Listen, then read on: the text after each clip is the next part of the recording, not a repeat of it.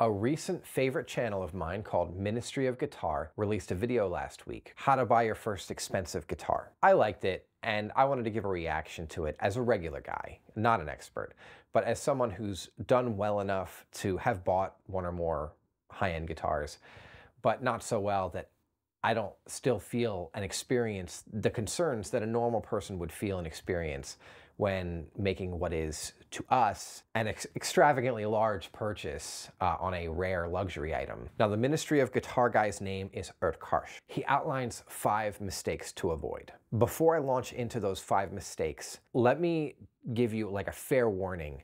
Guitars are objects. They're tools. Sometimes they're memorabilia, as Utkarsh puts it, and definitely at this price point that we're talking about, they're works of art, but they are objects. And an object, at the end of the day, is not going to fulfill your soul, it's not gonna make your life have meaning, and it's definitely not going to make you whole. The satisfaction of acquiring guitars or any kinds of material treasures is very fleeting, it goes away quick, and then you want another hit. You're still gonna want another guitar. No matter how good a guitar you buy, you're still gonna want another one, and then another one, and then another one, forever. I actually know this from personal experience because I bought the best guitar in the world.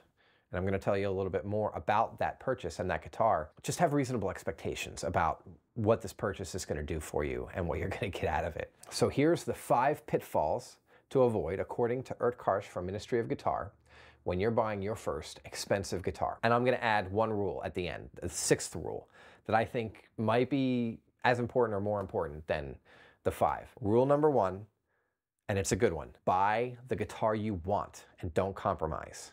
It's a fantastic rule, and it's a fantastic way to put it. This is a true thing. You try to appease the craving without satisfying it, it's not gonna go away. You're still gonna want the guitar that you wanted. The only thing you're gonna do by buying stopgaps that aren't the guitar you wanted is collect a bunch of guitars that eventually you might find you didn't want. If you can't get the thing you really want, then just wait. And here's the cool thing about waiting that Utkarsh didn't mention. Most of the time, eventually the craving will go away on its own. I can't tell you how many guitars or anything, trucks and things, I wanted, dreamed about, specced out online, but it wasn't the right time to pounce on it. Not only did the right time never come, like when the right time did come, I wasn't even thinking about it anymore. I just didn't care anymore. It was a phase. Well, that might be a good test for you. If you aren't willing to wait to own a guitar, do you really even want to own that guitar? But that will conflict with one of the other rules we'll get to later. Rule number 2, do not buy a guitar just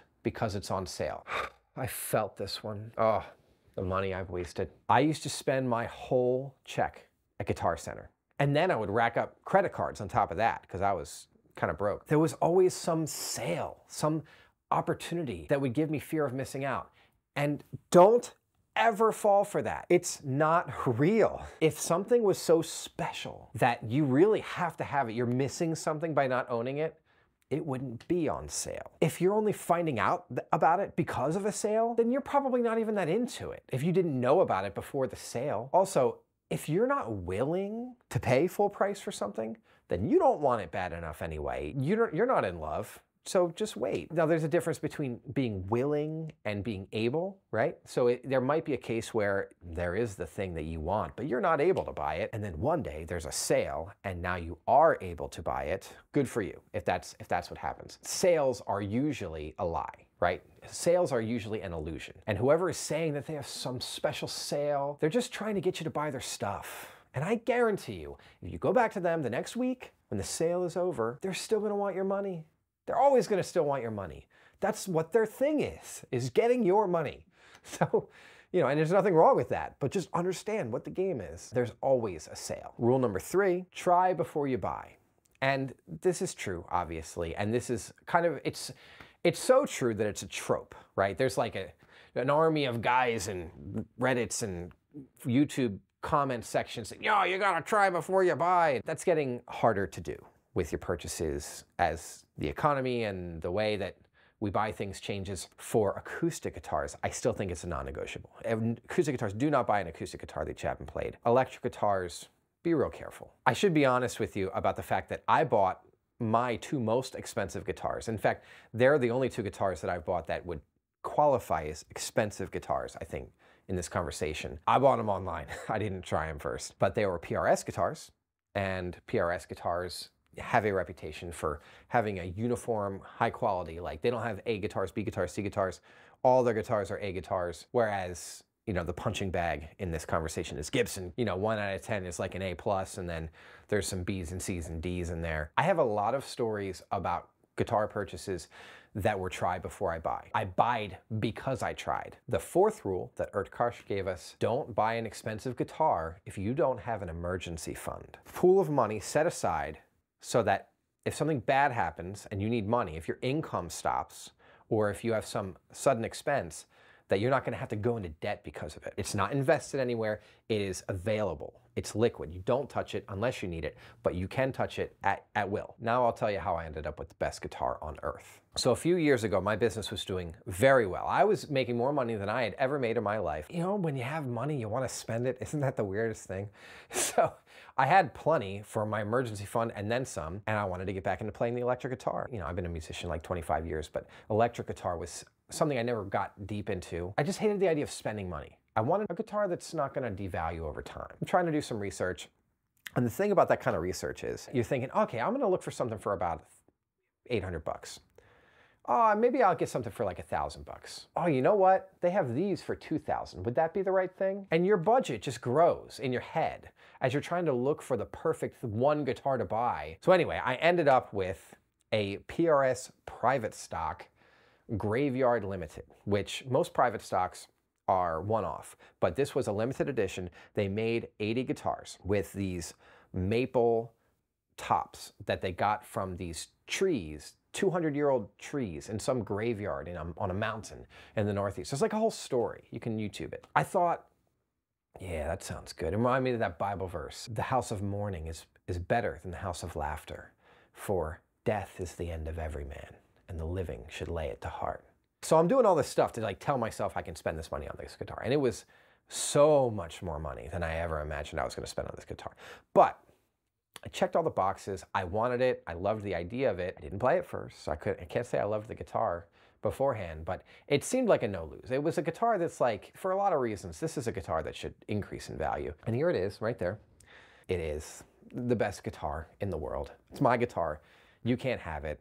Theoretically, there are 79 others like it that may or may not be as good as it. All I can tell you is that this one is magic, and there is not a guitar that exists that I would want more than this guitar for any price. It's beautiful. Sometimes it makes me feel a certain way about having what is to me still a lot of money parked in guitars, but I'll tell you what, it actually was good. This ties into the emergency fund thing. After those fat years, my business had a problem that we did not solve quickly enough. We had like a normal year, like a not great year, but it was okay. And then we had a really thin year. My income last year was half of what my bills would have been. We're doing really well now, actually, and I'm starting to replenish my emergency fund. But that emergency fund, what was left after I bought guitars, we used it all. Like I depleted it all. But here's the cool thing. I still have the guitars. You see, the guitars are harder to sell. So the guitars are like a backup emergency fund. They're like a portion of my emergency fund that's really annoying to liquidate, so I don't.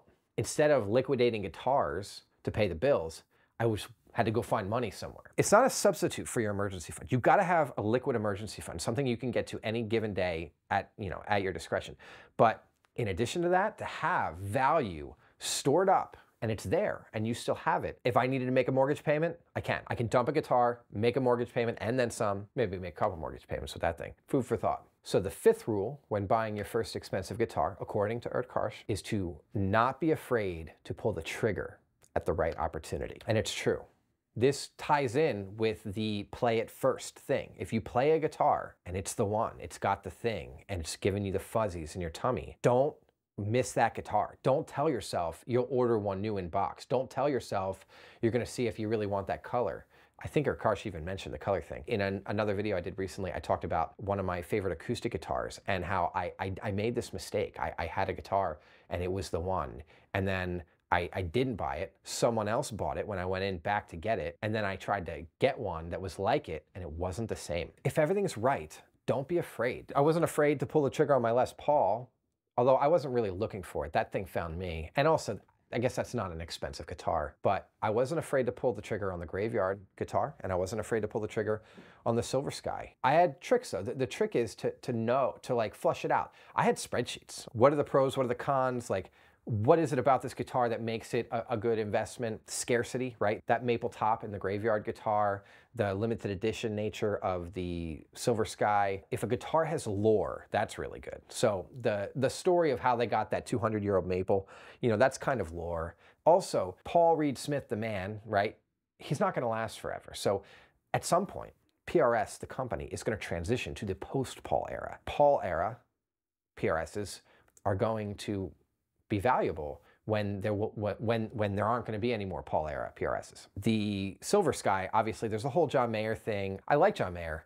He was not on my radar as a guitar player until I owned a Silver Sky. It's so interesting. People think that you buy a Silver Sky because you like John Mayer. I actually like John Mayer because I own a Silver Sky. You know, there's lore around that, and there's lore around his working with Paul Reed Smith to make the guitar. Like, they were really good about the information that they got out there about that whole story. So story, when a guitar has a story associated, that's what I mean by lore. I could check those boxes for these. Obscurity is a thing. Obscurity, so you want scarcity, but you don't want obscurity. Obscurity is when like no one's ever heard of it. Yeah, it's one of a kind. It's a unicorn that no one wants. So this is where like PRS Private Stocks themselves, the one-off guitars, to me, it's like, you think of it as one of one, but it's like nobody knows about it. So really, a PRS Private Stock is one of 10,000 because they've made almost 10,000 private stocks at this point. So that's why I actually preferred the Graveyard guitar to be one of 80. It's like there were enough of these things for if I ever wanted to market that guitar. When I talk to people, they've heard of them. You know, when I talk to guys at guitar shops, they remember when Graveyard Limiteds got released. And there's a Graveyard Limited too. They had about 200 tops. They did 80 of these, and then they did another run with 60, and they probably saved a few tops for their private stock customers, but that's it. There aren't any more of these tops with this 200-year-old maple. Obviously, there's nothing obscure about a Silver Sky. It's been the talk of the town the past few years. I guess not anymore. I guess the hype of Silver Sky is over. It's just a thing now, and that's good. Here's a good trick to be ready to pull the trigger. You just draw a line in the sand. If I get X price, I hit it. I did that with the Graveyard. If I get this price, then I do it. I had made that decision before I knew if I could get that price. And that way it wasn't like, oh, do I take it? It's like, I don't even know if it's on the table. I'm deciding before it's offered to me what I would take and what I wouldn't. That way the decision's made before there's any emotion involved. My line in the sand for the Silver Sky was $3,000 because that's MSRP plus like tax and shipping. That's like what I would have paid if I had gotten it when they were released. I didn't pay any flipper premium. I didn't pay any scalper premium. Here's the worst story I have of not pulling the trigger when I should have. When I was looking at Stratocasters, so maple fretboard Stratocasters, I did all the research in the Fender line. I had tried American Professional 2s and I had tried American Ultras, and I was watching reverb. And I also was looking for pickups for this Squier Affinity. The perfect opportunity came. It was an American Ultra. At the time, they were $1,800 MSRP. This one was $1,300. Nothing else was even close. Like $1,500 was the bottom. The guy wanted $1,300 and you gotta ask yourself, why? What's wrong with this thing? That's the problem buying used when you can't get your hands on it. Why does this guy only want $1,300? But I knew why. He changed the pickups. He put Seymour Duncan SSL1s. He was gonna include the original pickups, which were those Gen 4 noiseless or something like that. I was gonna get a $200 to $400 discount on the value of the used guitar and a set of free pickups because no one wanted to touch it since it was modded. See, even if the mods are good, I mean, this is kind of a well-known hack in buying used guitars these days, but if the guitar's modified, the mods could be making the guitar better, but it devalues the guitar. So you could pay less for a better guitar by finding a guitar that's modified. But in this case, not only did it have different pickups, I was getting the other pickups too. I should have bought that guitar, put the Gen 4 noiseless pickups back in it, which I loved those pickups. And then I could have had the Seymour Duncans for this Affinity. And I could have sold that guitar used right now for probably $1,800. I couldn't bring myself to do it because the amount of money total that I had tied up in guitars was just past my comfort level. That actually is a good segue to the 6th rule. I have felt rule number 6 for a long time, but it was Phil McKnight that verbalized it in a way that really cemented it. You have to know what level of expense you're comfortable with for a guitar. I'll tell you the tragedy of the Graveyard guitar and the Silver Sky. Most of the time, they're in the case in the closet, safe and sound, snug as a bug in a rug. I won't leave them hung up on the wall because I don't want them to fade from the sunlight coming in the window.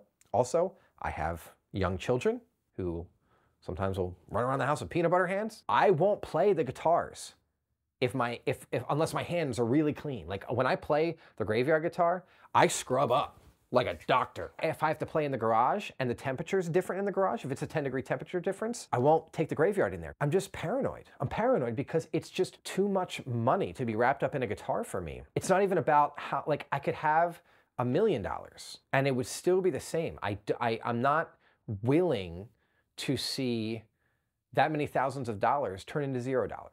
As a result, it's hard for me to get in playtime on those guitars. And that's such a lame story for a guitar, isn't it?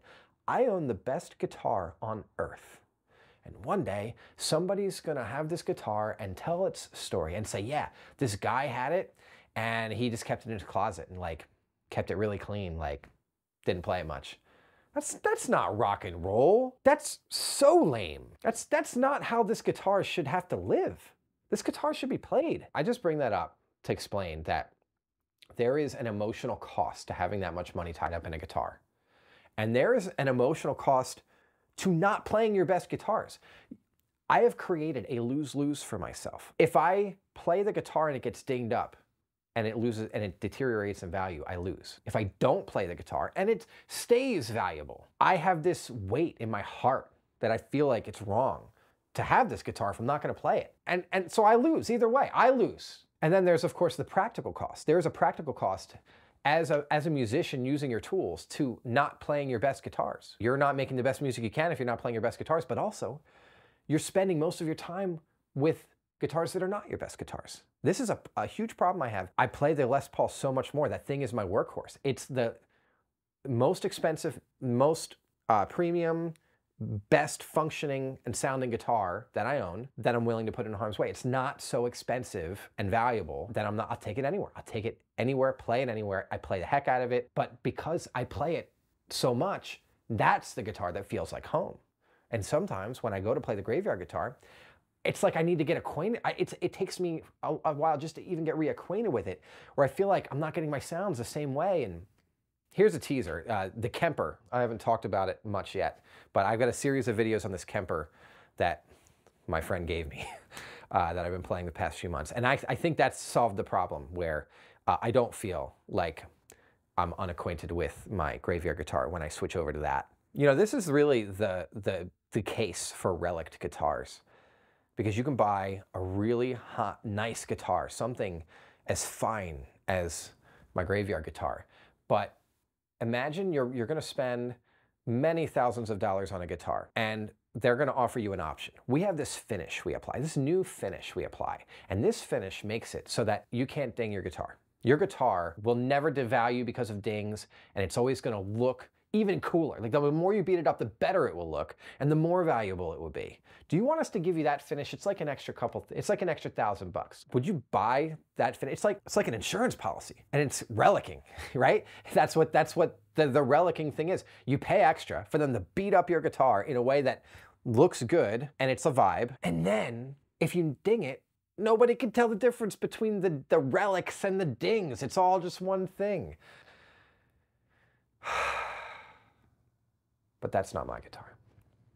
And it won't be. Nobody's gonna ding up my guitar. I feel like I'm just rambling at this point. I hope this is helpful. Thank you, Utkarsh, for the video. Everybody else, don't let your guitar sit in the closet like mine does. Go out there and play. Play in public. Be making music. Be a musician.